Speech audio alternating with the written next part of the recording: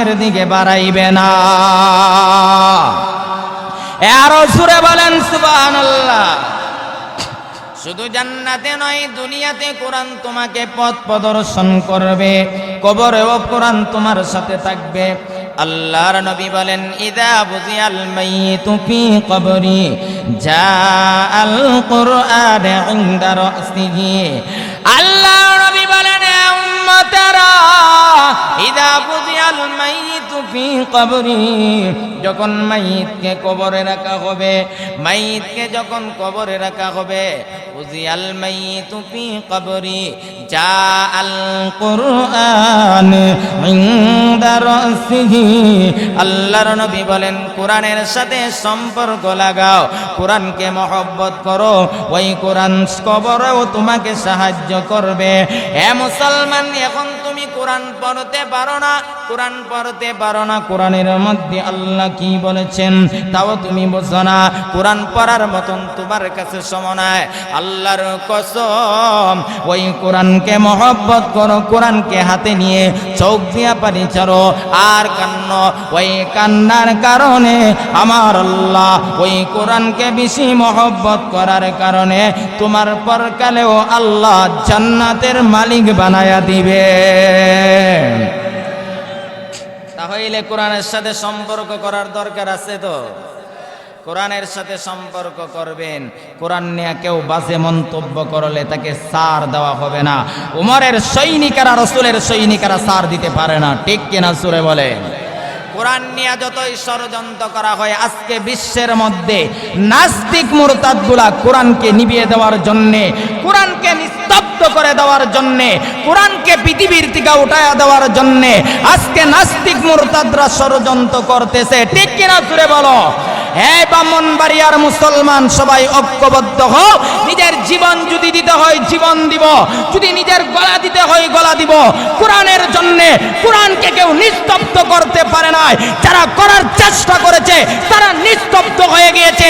এখনো যারা কোরআনকে নিস্তব্ধ করার চেষ্টা করবে, আল্লাহর কসম করে বলে যায়, কোরআনের জন্য হাজার মানুষ জীবন দিতে রাজি, তারপরে কোরআনকে পৃথিবী থেকে উঠাইবার কেউ শক্তি পাবে না, ঠিক কিনা সুরে বলো? আরো সুরে বলেন, ঠিক কিনা? কোরআনের পক্ষে সব সময় থাকবো। জীবন যাক, জীবন গেলে জীবন পাওয়া যাবে, কিন্তু কোরআন চলে গেলে আর পাওয়া যাবে না, ঠিক কিনা সুরে বলো? কোরআনের সাথে আছেন তো সব সময়। কোরআনের পক্ষে যারা থাকবো তাদেরকে আমরা মহব্বত করব। কোরআনের সাথে যারা সম্পর্ক করব তাদেরকে আমরা মহব্বত করব। ওই কোরআনের সাথে সম্পর্ক সবচেয়ে বেশি মাদ্রাসার তালিবুল ইলম ছাত্র ভাইরা হলো কোরআনের সাথে সম্পর্ক।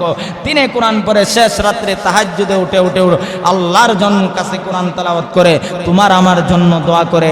আর না হয় তোমার আমার নাফরমানি যেইভাবে আসতেছে হইতেছে, কোন দিন গছবার আযাব দিয়ে আল্লাহ ধ্বংস করে ফেলতো, ওই সমস্ত মাসুম বাচ্চাদের তেলাওয়াতের কারণে আল্লাহ এখন পর্যন্ত পৃথিবী টিকে রেখেছে, ঠিক কিনা? আরো আসতে বলেন, ঠিক কিনা?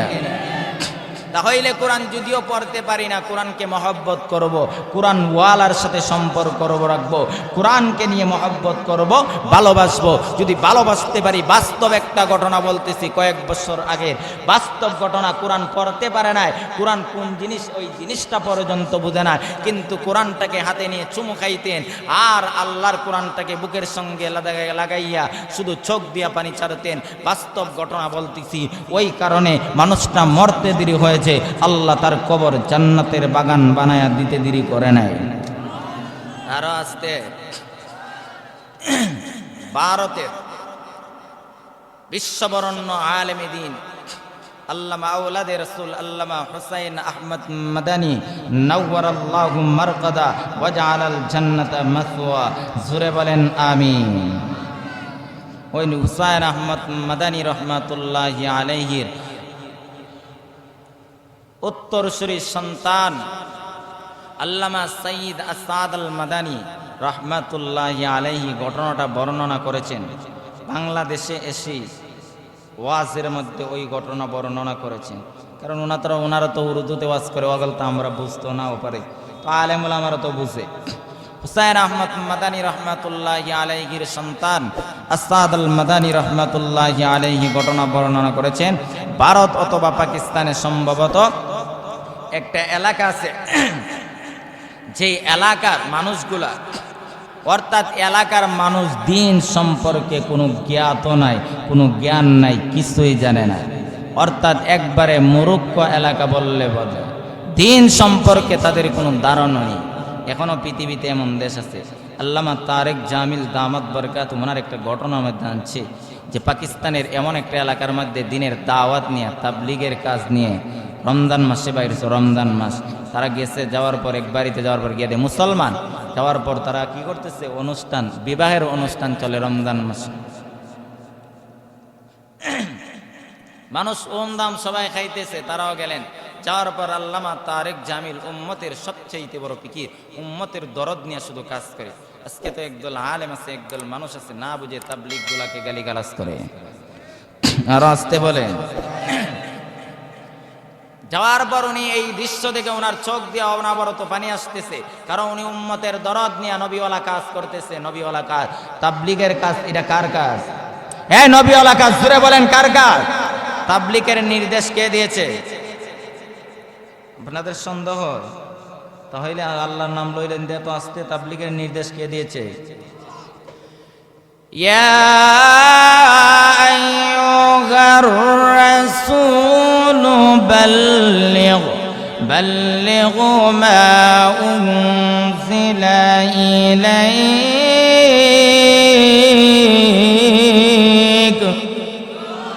আল্লাহ বলেন ইয়া আইয়ুহার রাসূল বাল্লিগ, পয়গম্বর আপনি করেন তাবলীগ। তাবলীগের নির্দেশ দিয়েছে আল্লাহ। পৃথিবীতে আদম নবী থেকে নিয়ে ঈসা নবী সকল নবীদের দায়িত্ব ছিল তাবলীগের কাজ করা। জোরে বলেন ঠিক কি না? তাবলীগের কাজ করেছেন আল্লাহ, দাওয়াত দেওয়ার জন্য নির্দেশ দিয়েছেন আল্লাহ, কাজ করেছেন নবী।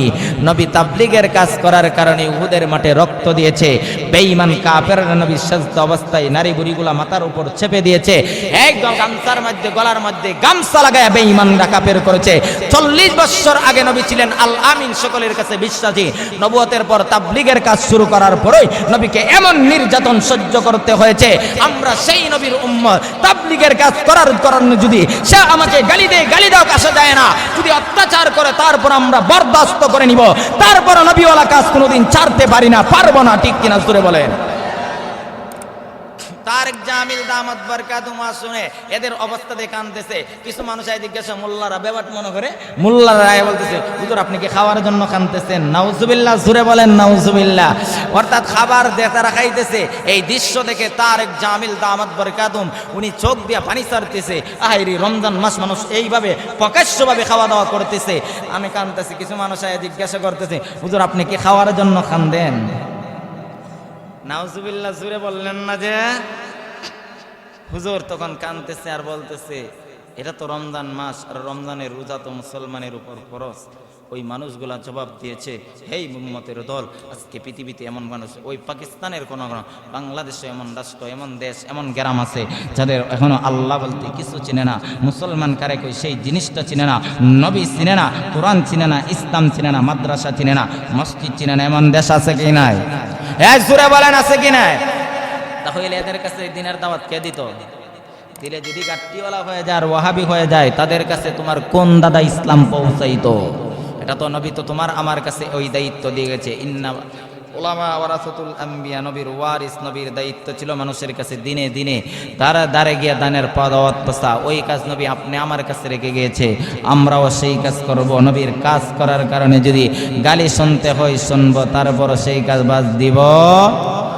আচ্ছা আমি সংক্ষেপে বলতেছি। তখন মানুষগুলা এবং তখন মানুষদেরকে দিনের কথাগুলা বুঝাইলেন। এই ঘটনাটা উনি অনেক বিস্তারিত এবং সংক্ষেপে বললাম। যাক, পাকিস্তানের যেই ঘটনাটা আমি বলতেছিলাম, এলাকার মানুষ একবারে মূর্খ, দিন সম্পর্কে কিছুই জানে না, কোরআন হাদিস সম্পর্কে আল্লাহ রসুল কিচ্ছুই জানে না, এমন মানুষ পাকিস্তানে বসবাস করতেছে। করার পর একদিন একটা লোক মারা গেছে। মারা যাওয়ার পর সবাই পেরেশান, চিন্তা। তারা তো মুসলমান ঠিক আছে, ওই কথা জানে মুসলমান ঠিক আছে, কিন্তু কোরআন টোরানিটা অর্থাৎ অজ্ঞ জ্ঞান সম্পর্কে। আমাদের সমাজে তেমন মুসলমান আছে, মুসলমানের ঘরের মুসলমান, উত্তরাধিকারী হিসেবে মুসলমান, এখনো কালমা শুদ্ধ করে পড়তে পারে না। এ কথা কেন করে, কথা কেন করে? আছে না নাই? আছে না নাই? আমি এখানে বলতে পারি, আপনাদের কি বলি, কে আছেন এখানে সহি শুদ্ধভাবে দুরূদ শরীফটা পড়তে পারবেন? কয়জন আছেন এখানে? কয়জন আছেন? তাহলে দুরূদ শরীফ পড়তে হবে নামাজে। নবীর আশিকের স্লোগান দাও, নবীর পুকুরে দুরূদ কিভাবে পড়তে হয় সেটাই ছিল না। লজ্জা করে না বেহায়া মুসলমান? ঠিক কিনা জোরে বলো। তখন মানুষটা মারা যাওয়ার পর এমনি মোল্লার রেগাইল্লায় মরার সময় আর বিয়ার সময় জন্ম হইলে ওই দিন মোল্লার কাছে লাগে, ওই দিন মোল্লা ছাড়া আর কিছু বুঝি না। আর এমনি শুধু মোল্লার বদনাম বদনাম বদনাম, ঠিক না? যদি মোল্লা দাওয়াতে খানার সময় স্পিডে আড়ে, তবে একটা খাইছে আর একটা খাইব গিয়া, রাস্তায় আটলে কইবা বেশি খাই লিছে, কই না বলেন না কেন? সমালোচনা করেন না, এটা আমরা জানা আছে। মোল্লাদের কাছকে গালি দেয়, আক্ষেপ লাগে। মুসলমানের সার্টিফিকেট, মুসলমান নবীর উম্মত হয়ে আলেমদেরকে অশ্লীল ভাষায় গালিগালাজ করতেছে। এই করে কি করে না? নেটের যুগ, আপনারা সবাই জানেন। বিস্তারিত বলার সময় নাই, অবকাশ নাই, বললেও সমস্যা আছে, এই জন্য আমি বিস্তারিত বলতেছি না, শুধু টাচ দিতেছি। এই হলো অবস্থা। তখন মারা যাওয়ার পর এলাকার মানুষ চিন্তায় পেরেশান, লোকটাকে কে জানাজা পড়াইবে? কারণ এর গ্রামের মধ্যে কোনো আলেম বলতে কেউ নাই, কেউ নাই। মানুষ চিন্তায় পেরেশান, লোকটাকে কে গোসল দিবে, কাফন পরাইবে, জানাজার নামাজ পড়াইবে। এবার হুজুর মানুষ চিন্তা ফিকির করলো যে আমরা তো মেন রোড, তাদের এলাকার যে রাস্তা মেন রোড, ওই মেন রোড থেকে রাস্তাটা অনেক দূরে, তাদের বা গ্রামটা অনেক দূরে। আমরা যদি রাস্তার মধ্যে বসে কোনো আলেমকে নিয়ে আসার জন্য, তিনি অত সময় নাও দিতে পারে, অতএব আমরা লাশটাকে গোসল করে কাফন পরায়া ওই রাস্তার পাশে নিয়ে বসে থাকি। কোনো আলেমকে পাইলে বলবো যে আমাদের লোকটাকে জানাজান নামাজ পড়ায়া দাফন করে দিয়ে আসেন। এই হলো আলেমদের কাছকে গালি দেয়, আলেম নিয়ে বাজে মন্তব্য করা। মুসলমান কিভাবে হাম্মাজিম মাশাইম বিনামিম মান্নাইল লিল খাইরি মুতাদিন আযীম ওয়াতুল্লিম বাদা যালিকা জানিম। ওই আয়াতের বিধান শুধু ওয়ালিদ ইবনে মুগিরার সাথে খাস নয়, কিয়ামত পর্যন্ত নবীকে যারা গালি দিবে, ইসলামের বিরুদ্ধে করবে, আলেমদের বিরুদ্ধে কথা বলবে, মসজিদ মাদ্রাসার বিরুদ্ধে কথা বলবে, কোরআনের বিরুদ্ধে কথা বলবে, ওয়ালিদ ইবনে মুগিরার কোয়ালিটি তুলে ধরে আল্লাহ বলেন, নবী গো যালিকা জানিম, হেতো জারুস সন্তান, যারা গালি দিবে তারাও ওয়ালিদ ইবনে মুগিরার মতন জারুস সন্তান। ঠিক কিনা জোরে বলেন না কেন? ঠিক কিনা? কোন বৈধ বাবার সন্তান, কোন বৈধ বাবার সন্তান আলেম নিয়ে বাদে মন্তব্য করতে পারে না। কোন বৈধ বাবার সন্তান আলেমদেরকে গালি দিতে পারে না। ঠিক কিনা জোরে বলো। যখন মানুষগুলা মারা গেলেন, ঘটনা বলি শেষ, বারামাল লক্ষ্য করে দেখুন ওই পাকিস্তানের ঘটনা। যখন এবার মানুষগুলা লাশটাকে রাস্তার পাশে ঘন্টার পর ঘন্টা বসে রইলেন, কোনো আলেম পাওয়া যায় না। একদিন এক সময় ঘটনা কমে একজন আলেম বাইসাইকেল দিয়ে রাস্তা অতিক্রম করতেছে। এলাকার মানুষ বিরক্তি বোধ করে, এবার কষ্ট করে আলেমের কাছে গিয়া বলে, আল্লাহর বান্দা, এগো আলেম হুজুর মানুষ, আমাদের লোকটাকে জানাজা পড়ানোর মতন কোনো আলেম নাই। আল্লাহর বান্দা, ওই লোকটাকে জানাজা করে দাফন করে দিয়ে যান। আলেমদের দিলের মধ্যে মানুষের প্রতি মহব্বত, তারা রাগ গুসা করতে পারে না, মানুষের সঙ্গে খারাপ ব্যবহার করে না। এবার তিনি এমনি গরিবের দিকে তাকাইয়া বলতেছেন, না না আমি পারবো না, আমার হাতে সময় নাই, আমার অফিসের কাম রয়ে গিয়েছে, অফিসে যাইতে হবে, অফিসের সময় হয়ে গিয়েছে।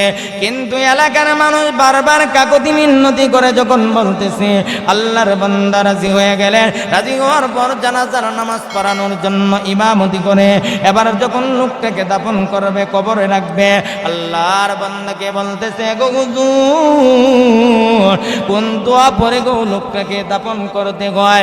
ওই লোকটা ওই দোয়াটা পর্যন্ত আমরা জানি না।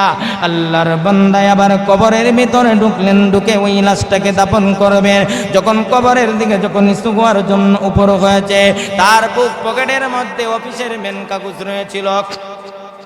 এবার আল্লাহর বান্দা ওইভাবেই দাফন করে যখন অফিসের মধ্যে চলে গেলেন, চলে যাওয়ার পর এবার তিনি চিন্তা করেন কাগজ কোথায় গেল। তার মাথার মধ্যে ওই কথাটা আসলো যে ওই মনে হয় আমি যখন কবরের ভিতরে ঢুকছিলাম, ওই সময় মনে হয় আমার অফিসের মেন কাগজ পড়ে গিয়েছে। বাইরে আমার লক্ষ্য করে দেখুন এবার আল্লাহর বান্দা ওই এলাকার মধ্যে আসলেন, আসার পর বলতেছে, হে এলাকার মানুষরা, আমার অফিসের মেন কাগজটা মনে হয় কবরের ভিতরে ঢুকে পড়ে গিয়েছে। এবার বলতেছে, গো হুজুর, যদি এখন কবরের মাঠে সরানো হয় তাহলে কোনো সমস্যা হবে কি? আল্লাহর বান্দা হুজুর বলতেছে, না না, আমরা কয়েক ঘন্টা আগে লোকটাকে দাফন করেছি, এবার যদি আমরা ওই মাটিগুলা সরাই কোনো সমস্যা হবে না। এবার মাটিগুলা যখন সয়েছে, আল্লাহর কসম করে বলি রে মুসলমান, এবার কবরের প্রাথমিক মাটিগুলা সরাইতে দেরি হয়েছে, ওই কবর থেকে জান্নাতি সুগারান বাগির হইতে দেরি করে নাই। সুরে বলেন না সুবহানাল্লাহ। এ নবীরা আসে উম্মতের দল। এবার হুজুর বলেন, ওই কবরের মাটিতে যখন সরাইলাম, তারে 3 হাত মাটির মধ্যে তাকে দাফন করালাম, কিন্তু আমার মহান আল্লাহ ওই 3.5 হাত কবরটাকে আল্লাহ তার কবর প্রশস্ত করে দিয়েছেন। সুরে বলেন না সুবহানাল্লাহ। বাইরা আমার, এবার কবরের মাটি সরাইয়া তার অফিসের কাগজ পেয়ে গেলেন। তিনি অফিসের মধ্যে চলে না গিয়ে এবার ওই তার মাথার মধ্যে ওই কথা ঢুকলো যে এই লোকটা আজকে কবরের মধ্যে রাখলাম রে, কিছুক্ষণের ভিতরে আমার আল্লাহ তার কবরটা জান্নাতের বাগান বানায়া দিয়েছে। এই লোকটা কোন আমল করতো, যে আমলের কারণে মুহূর্তের ভিতরে আমার আল্লাহ তার কবর জান্নাতের বাগান বানায়া দিয়েছে। এবার এলাকার মানুষগুলাকে বলতেছে, মুসলমান, যে ওই লোকটা কোন আমল করতো যে আমলের কারণে তার কবর জান্নাতের বাগান? এলাকার মানুষগুলা জবাব দিয়েছে, এগো হুজুর, ওই লোকটা তো আমাদের মতন সাধারণ, সে কোরআন হাদিস সম্পর্কে কোনো জ্ঞান কিছুই তার মধ্যে নাই, তাহলে কোন আমল করতো? আল্লাহর বান্দারা বলতেছে, গো হুজুর, আমাদের চাইতে তার একটা কন্যা রয়েছে, ওই কন্যাও তুই বাবা সম্পর্কে বেশি জানবে। এবার ওই মহিলার কাছে গিয়া বলে, ও মা, তোমার বাবা কোন আমল করতো গো, যে আমলের কারণে অল্প কিছুক্ষণের ভিতরে তোমার বাবার কবর জান্নাতের বাগান বানায়া দিয়েছে? এবার মহিলাটা বলতেছে, গো হুজুর, আমার বাবা কোনো আমল করতো বলে জানা নাই, তবে আমি জানি আমার বাবা একজন মূর্খ মানুষ, কোরআন হাদিস সম্পর্কে কিছুই তার জ্ঞান নাই, কিন্তু কোনো আমল করতে আমার চোখে কোনো দেখি নাই। তবে আমি আপনাকে বলতে চাই, আমার বাবার একটা আমল, কারণ লোকটা ভাবলো কোন আমল করবে, আমলের কারণে কবর জান্নাত, কারণ আমিও তো একদিন মরতে হবে, আমিও তো একদিন মরতে হবে, ঠিক কিনা? সুরে বলো।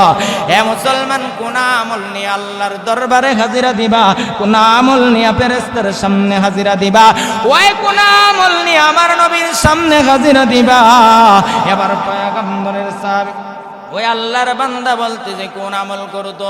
এবার মহিলাটা চোখ দিয়া পানি ছাড়তেছে আর বলতেছে, এগো হুজুর, আমার বাবা কোন আমল করতো বলে জানা নাই, সারাদিন মাঠে কাজ করতো আর সন্ধ্যার সময় বাড়িতে আসতো। বাড়িতে আসার পর আমাদের পাশে গরুর পাটনা, আমাদের পাশে যখন কাটলা আছে, হাত পাও দৌত করে আমাদের ঘরের উপরে তক্তার উপর মোটা একটা বই রয়েছে, ওই বইটা এইভাবে নামাইয়া প্রত্যেকটা লাইনের নিচে শুধু তাকাইয়া হাত দিয়ে ধরতেন আর কানতেন। আমার মনে হই গো, ওই আমলটাকে আমার আল্লাহ কবুল করে নিয়েছে, ওই আমলের কারণে আমার আল্লাহ আমার বাবার কবর জান্নাতের বাগান বানায়া দিয়েছে। হ্যাঁ মুসলমান, বিবারিয়ার মুসলমান, আমি জানতে চাই, ওই মহিলাটা বলল বাবা তো, কিন্তু মহিলাটাও জানে না যে এটা আমার আল্লাহর কালাম, সেই বই বলতেছে কোরআনটা পর্যন্ত চিনে না রে মুসলমান। এখনো বাংলাদেশে নয়, পৃথিবীতে এমন মুসলমান আছে আল্লাহর কোরআন চিনে নাই, আছে কি নাই? জোরে বলেন, আছে কি নাই? এ ব্রাহ্মণবাড়িয়ার মুসলমান, এবার ওই হুজুর বলতেছে, ও মা, বইটা কোথায় গো, আমার হাতে দাও। এবার আল্লাহর বান্দা যখন বইটা হাতে নিয়ে দেখে, এটা দুনিয়ার কোনো মানুষের রচিত বই নয়, এটা হলেন আমার আল্লাহর 30 পারা কুরআন। সূরা বলেন সুবহানাল্লাহ। তাহলে গহন যদি কোরআন পড়তে পারে না, কোরআনের সাথে সম্পর্ক রাখছে, লাভ হইছে না ক্ষতি হইছে? তাহলে কোরআন যারা পড়তে পারে নাই, কোরআনের সাথে মহব্বত রাখার দরকার আছে কি নাই? এই কোরআনওয়ালাকে মহব্বত করার দরকার আছে কি নাই?